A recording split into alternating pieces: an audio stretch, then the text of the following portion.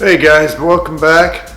In my last video you saw I finished up my paint booth there behind me. It's working great. Super happy with it, but as you can see also my shop is still in pretty much disarray since I've got it installed. Haven't got everything put back to where it belongs, but we do have business to do, and I do have an AR and a Remington 700 to paint, so back to business, right? So we'll get started with this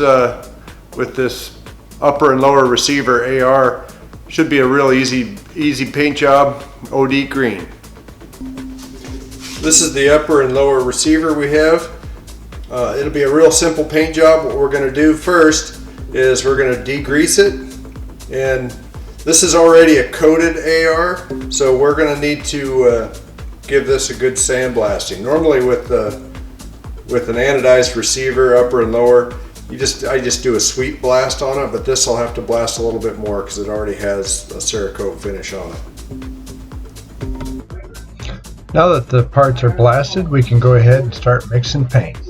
For this project, I'm going to mix about 18 milliliters of OD Green, and I'll be then adding 1 milliliter of the hardener.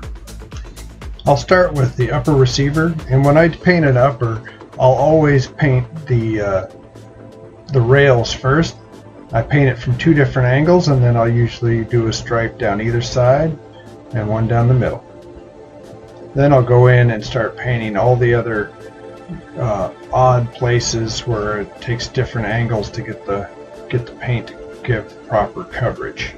By painting all the hard to get to areas first, when you go and paint your larger surfaces, you'll be able to maintain a more even thickness of the coating, and then the overall sheen will be a lot more consistent. I try not to get too much paint on the inside of the receiver, but I do want to make sure I do get paint on anything that's been sandblasted. Now let's move on to the lower receiver, and this I'll start with the trigger guard area, and I'll try to spray that and get all the angles covered, and then we'll start working our way around the lower receiver, hitting all the hard to reach places, around the sides, into the end. We'll work some paint onto those threads, get them covered, and make sure we also get that dimple at the end covered, and we'll work into the magazine well, make sure we get the magazine weld from both the top side and the bottom side. And we'll work on the inside, make sure we get paint in there where the inner workings are going to be. And then when that's all done, we'll start working a nice even coat over the large surfaces.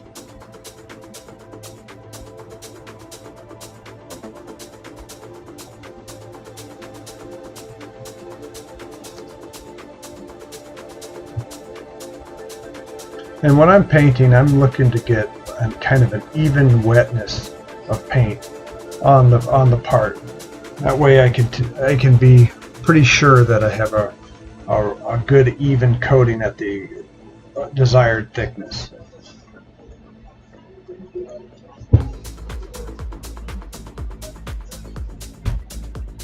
Also, if you have a good even sheen on it when it's painted, you'll also end up with a pretty good even sheen on it after it's flashed off and put through the oven.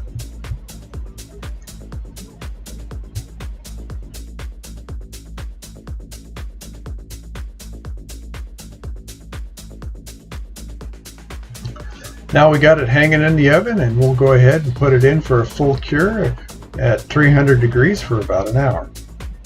And of course, after every paint job, it's important to do a good thorough cleaning of all your equipment.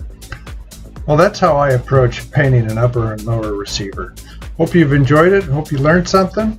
Sorry I don't have any pictures of the finished product, but somewhere those got lost in the digital universe. Thanks again for watching.